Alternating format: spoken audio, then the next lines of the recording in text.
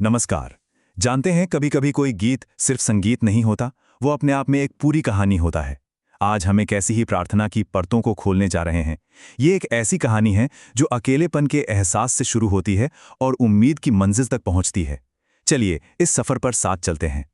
ये एक ऐसा सवाल है जो शायद हम सबने कभी न कभी खुद से जरूर पूछा होगा। जब ऐसा लगे कि अब कोई रास्ता नहीं है, सब तरफ अंधेरा है, तो वो हिम्मत, वो ताकत आखिर आती कहाँ से है? ये गीत सिर्फ इस सवाल को उठाता नहीं है, बल्कि हमें एक जवाब की तरफ भी लेकर जाता है। तो हर कहानी की तरह इस कहानी की भी एक शुरुआत है। और यहाँ शुरुआत होती है एक डरे हुए, घबराए हुए दिल से, निराशा की एक गहरी हालत से। और कहानी की पहली दस्तक यहीं होती है, जब मन मेरा घबराए। ये लाइन सुनने में बहुत सीधी साधी लगती है, लेकिन जरा इसमें छिपी चिंता और बेचैनी को महसूस कीजिए। ये सिर्फ एक डर नहीं है, ये एक ऐसी हालत है जहां कुछ भी ठीक नहीं लग रहा। और ये डर सिर्फ एक भावना तक ही नहीं रहता, ये असल में खो जाने का एहसास है। जब गीत में कहा जाता है कोई राह नजर ना आए, तो ये उस पल की बात हो रही है जहां इंसान को लगता है कि आगे का रास्ता बिल्कुल बंद है, धुंधला है, कुछ समझ नहीं आ रहा। तो जब कोई इस तरह खोया हुआ महसूस करता है, तो फिर क्या होता है? कहानी में एक मोड़ आता है, एक उम्मीद की किरण दिखती है। अंधेरे में एक हाथ थामने के लिए आगे बढ़ता है, एक गाइड का, एक मार्गदर्शक का आगमन होता है। और यहीं पर कहानी का पूरा रुख बदल जाता है। और देखिए, बदलाव की शुरुआत कितनी छोटी सी चीज से होती है, सिर्फ किसी का हाथ थाम लेने से। यही वो पल है जहां निराशा धीरे धीरे उम्मीद में बदलनी शुरू हो जाती है। तो ये जो हाथ है, इसका असल में रोल क्या है?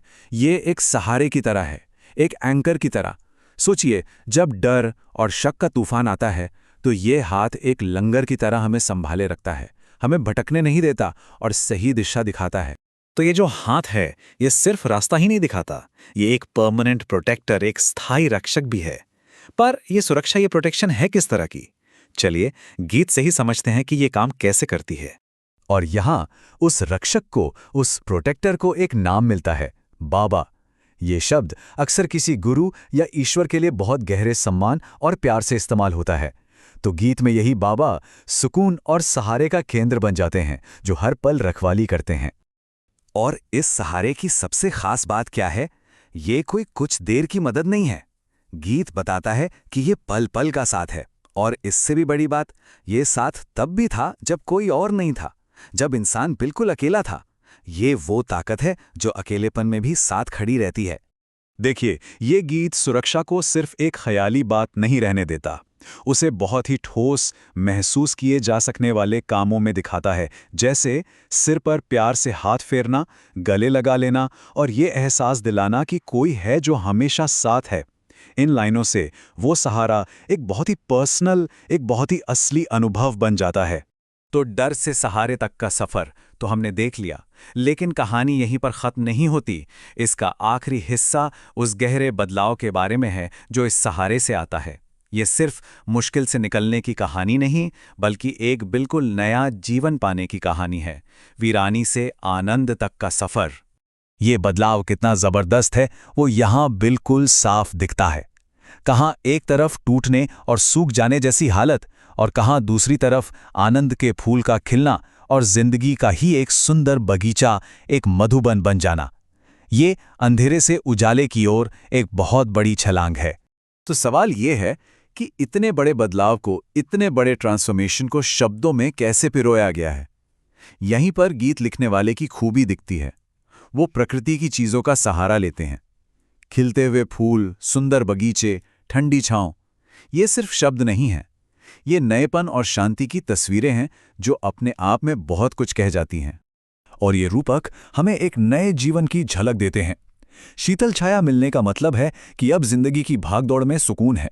आनंद का फूल खिलने का मतलब है कि खुशी अब बाहर से नहीं, बल्कि अंदर से आ रही है। और जीवन मधुबन का मतलब है कि अब पूरी जिंदगी ही एक जश्न जैसी हो गई है। ये लाइन, ये इस पूरे बदलाव के प्रोसेस का शिखर है। ये कृपा के अमृत की बात करती है, जो सिर्फ राहत नहीं देता, बल्कि पूरी तरह से काया पलट कर देता है। ये उस बदलाव का आखिरी और सबसे शक्तिशाली कदम है। तो आखिर में ये कहानी सिर्फ मुश्किलों से बाहर निकलने की नहीं रह जाती। इसका अंत होता है एक गहरी शांति और शुक्रगुजारी के एहसास के साथ। ये एक पूरा इमोशनल साइकिल है जो घबराहट से शुरू होकर सुकून पर आकर खत्म होता है। और अंत में ये सवाल सिर्फ इस गीत का नहीं बल्कि हम सबका हो जाता है, क्योंकि जिंदगी में तूफान तो आते ही रहते हैं। सोचने वाली बात यह है कि जब हमारी नाव डगमगाती है तो हमारा सहारा क्या होता है? वो कौन सी शक्ति है जो हमें उस वक्त भी थामे रखती है, जो हमें स्थिरता देती है?